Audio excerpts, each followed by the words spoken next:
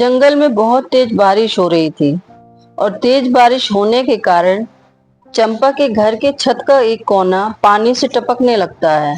पानी tip tip करके नीचे गिरता गया और पानी तेज होने के कारण घोंसले में भर गया। तभी चंपा की आंख खुल जाती है। कुक्कू और गुड़िया बेटा, जल्दी से मेरे घोंसले में आ जाओ, पानी आपकी तरफ ही आ रहा है। और वो अपने बच्चों को घोंसले से उठाकर अपने पंखों में छुपा लेती है।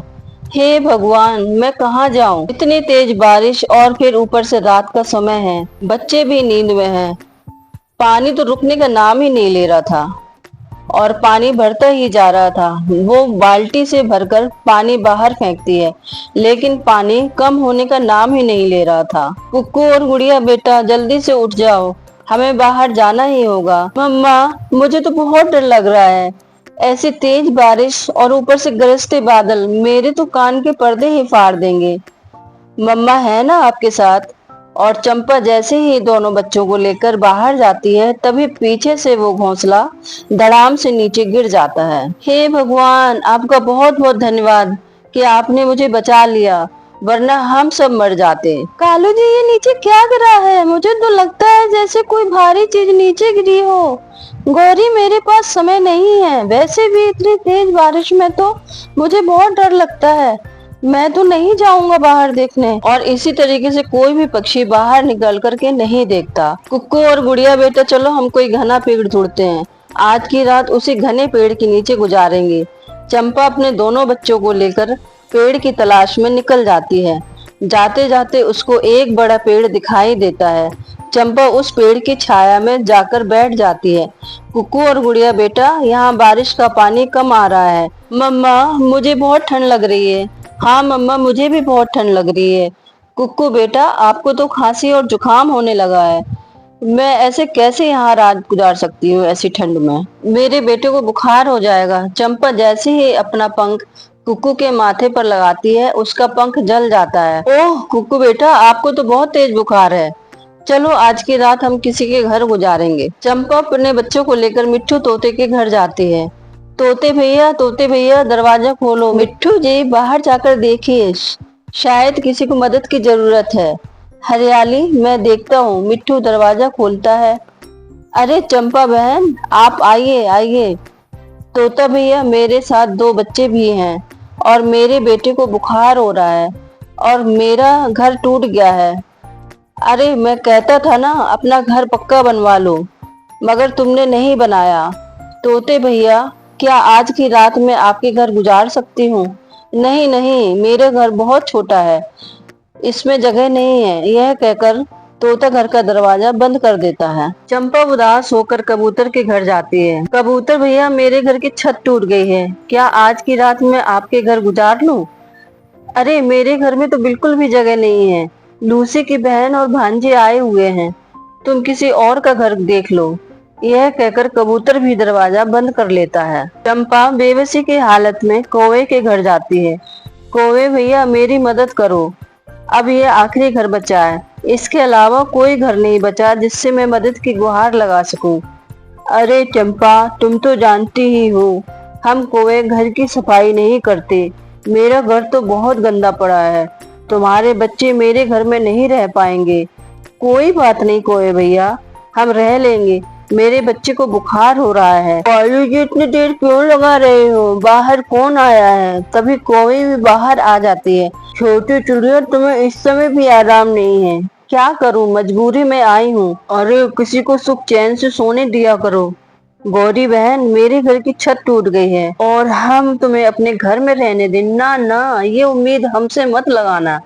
ये कहकर गौरी घर का दरवाजा बंद कर देती है। गौरी, अच्छा हुआ तुम आ गई, ये चिड़िया तो मेरी बात सुन ही नहीं रही थी, कह रही थी किसी भी हाल में अपने घर में रख लो। कुक्कू और गुड़िया बेटा सबसे मदद की गुहार लगा लिए है, मगर कोई सुनने को तैयार ही नहीं है। चलो बेटा, मैं कहीं केले के पत्ते ढूंढती हूँ। केले के पत्ते में बारिश का पानी नहीं आता। चंपा अपने बच्चों को लेकर घने जंगल में जाती है और उस घने जंगल में भी उसको बड़ा पत्ता नहीं दिख रहा था। मम्मा, वो सामने देखो, सामने कुछ है। हाँ मम्मा, मुझे भी नजर आ रहा है। कुक्कू बेटा, मुझे बताओ, शायद कोई हमारी मदद कर दे। चंपा उस रोशनी की दिशा में जाती है। तभी उसको जमीन में गिरी हुई एक लाल रंग की मिर्ची नजर आती है। कुक्कू और गुड़िया बेटा, ये तो मिर्ची है, ना जाने चमक क्यों रही है। तभी मिर्ची ऊपर नीचे उछलने लगती है। उछलते उछलते उसमें से आवाज आने लगती है, मैं मिर्ची नहीं हूँ, मैं तो मिर्ची के रूप में वो जादुई चीज हूँ जो कभी भी मिर्ची का रूप धर सकती हूँ। क्या मतलब है इस बात का? तुम जादू से हमें कोई तकलीफ तो नहीं पहुंचाओगी ना? नहीं, बिल्कुल भी नहीं। हजारों वर्षों के बाद एक वर्षा ऐसी भी आती है जिसके एक बूंद से ऐसी मिर्ची पैदा होती है, और फिर अगर इसको बिजली की चमक में रखोगे और जो मांगोगे वो तुमको मिल जाएगा। मम्मा, ये तो बहुत अच्छा हुआ।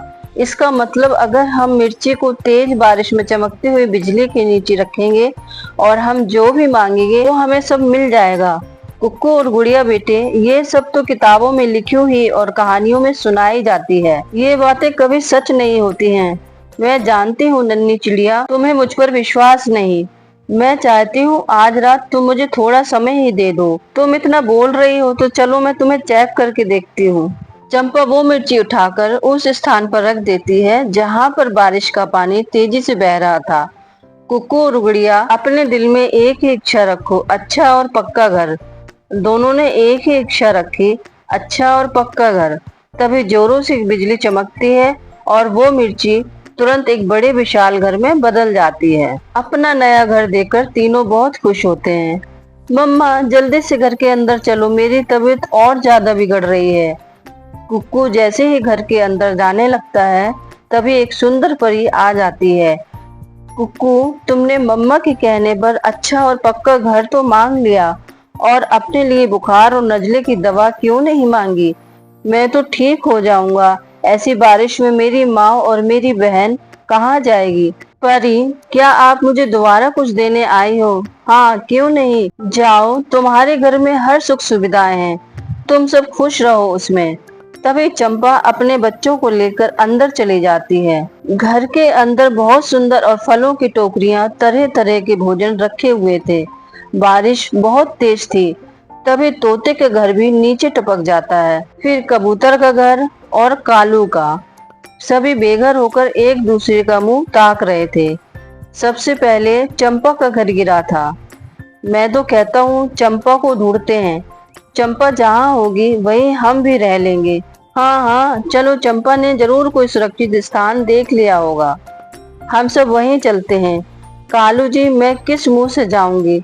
मैंने तो चंपा को कितना बेइज्जत किया था। चलो लूसी, हम भी चलते हैं। पति जी, आप भी कैसी बातें करते हैं? खुद ने तो बोला था कि लूसी की बहन भांजे आए हुए हैं। अब क्या बताएंगे कि बहन भांजे कहाँ गए हैं? अरे, मैं जानता हूँ, चंपा बिल्कुल भी वैसी नहीं है, उसका दिल बहुत बड़ा है। सभी पक्षी जंगल की दूसरी दिशा में जाते जाते एक विशाल घर देख लेते हैं। देखो देखो, कितना बड़ा विशाल घर, जरूर किसी अमीर पक्षी का होगा।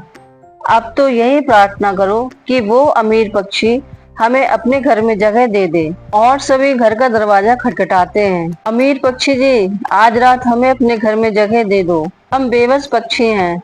तभी घर से चंपा बाहर आती है। आप में से ना कोई अमीर है और ना कोई गरीब है, हम सब बराबर हैं। चंपा बहन, तुम्हारा घर है क्या ये? हाँ बहन, अब से ये मेरा घर है। हजार वर्षाओं में से एक लाल मिर्ची बनती है।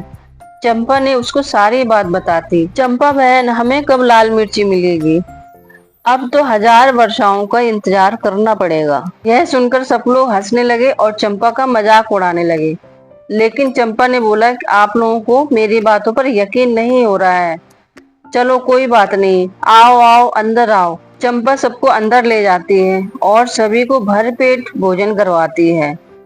सभी लोग भरपेट भोजन करके बहुत खुश होते हैं। वह लूसी से पूछती है कि आप तो बता रहे थे मेरे भांजे और बहन भी आए हुए हैं, कहाँ गए हैं?